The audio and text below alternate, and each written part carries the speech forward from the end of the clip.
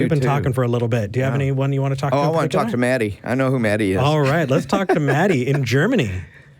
Maddie, you're live with Eric and Darrel. Can you hear me? Yes. Hey. Awesome. I'm so glad to be on. Thanks for taking my call. Absolutely. What do you want to talk about? Well, actually, I just wanted to tell my story, or the story of my sister, much rather, and then talk a bit about religious trauma and how others around you deal with it or don't deal with it. So I grew up in a very religious home, especially until I was about 5 years old. We went to a church that I would now consider a cult. It was very heavily controlling of its members. And my mom actually came out of it being depressed and having anxiety attacks and all that stuff. And of course, my sisters and my brothers were heavily affected by that as well, because heavy restrictions were placed on them. They were told what to wear. They were told what music to listen to. And so that was kind of heavy. I didn't really, I'd say I didn't really... Sorry, I'm looking for the right words here. Okay. English is my native language. I'd say that most of the doctrine wasn't really passed on to me, since we weren't in the church anymore when I was in my teens.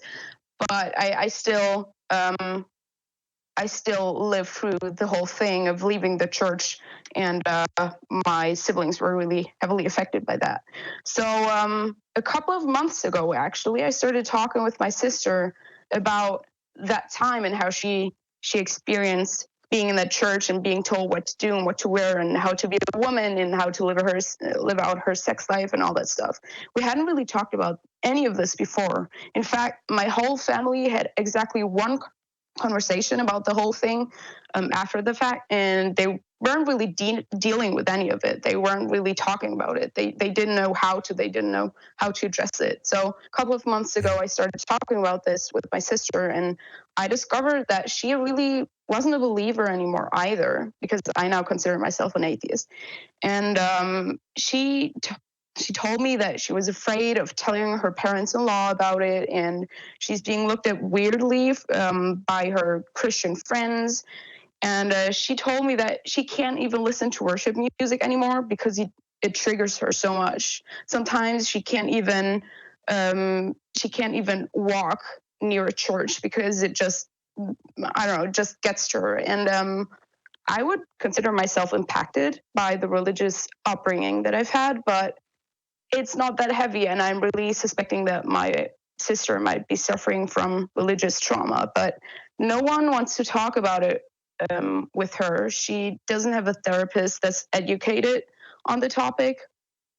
And, when I told my other sisters that I wasn't a believer anymore, they started crying because they said we wouldn't spend eternity together. So I guess that's that. And I just wanted to bring up the fact that even if we ourselves are suffering heavily from religious trauma, I think the worst thing is that we lose connection with those we care about, and no one knows how to deal with the fact that their loved ones are suffering from a belief that they themselves are still holding. Right. Yeah.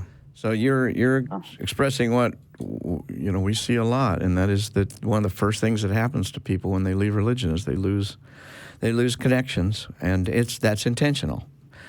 People inside the bubble are very protective of that, the boundaries around that bubble. And whether it's a Jehovah's Witnesses or just an evangelical church or Catholic or Muslim, it doesn't matter. Every one of those religions has to maintain that social isolation. And as you experienced, Maddie, leaving had consequences of losing contact. And unfortunately, your sister's kind of halfway in between. And that's why we encourage people to be sure and find somebody to help you that's informed, trauma-informed, and understands what may look like normal behavior. Oh, I don't talk to my sister anymore kind of behavior. Well, what's the root of that? Well, if it's religion, there may be more to talk about there. And Maddie and I work together, actually. She's been helping us expand Recovery from Religion and the Secular Therapy Project into Germany. A year from now, we hope to actually be active in, of all places, all German-speaking countries. Isn't that cool? That's freaking awesome. Yeah, and Maddie is Rock the leader. on. Maddie's the leader of that. She contacted us and says, I want to help you get into German-speaking. So we said, yep, we'll take you. And she's also a chat line volunteer now, too, and doing a great job. So Maddie, vielen Dank. Thanks so much. thanks for calling in, Maddie. Yeah, I just wanted to say that what has happened to my family and what has happened to me and my sister, it happened even though we're living in a country that many people consider secular, because when I talk to my friends about what I've lived through and how religion has impacted my life, they don't really understand. They're like, we have separation of church and state. There isn't really a problem here, but there is, and people I think don't understand quite yet how religion impacts us, even on such a personal level, even if our politics seem to be secular. Right. It's just something I wanted to get out there. Absolutely, and I'm really glad that you called in. Thank you, Maddie. Thanks, Maddie. Yeah, thanks to you.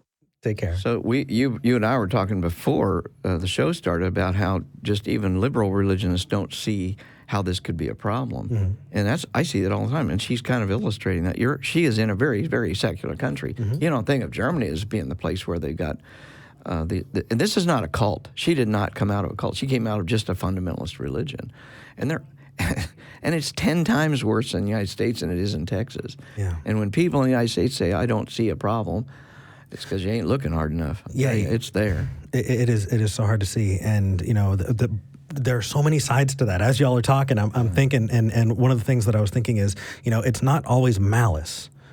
Some people ascribe malicious intent to this kind of upbringing, but you have people who were taught this is how you raise a child, this is how you structure a community, and they're doing the best they can with the tools that they have. It just sucks that they don't have great tools. And I'm sitting there and I'm thinking about it. I'm like, ooh, this is something that I can bring up. And I thought, wait, hold on a second. I learned that in your book.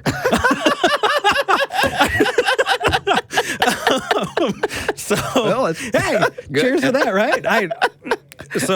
Sorry, I just kind of had to plug the godmothers there. That was the whole reason I wrote the book, because giving you new tools for working with people. Absolutely.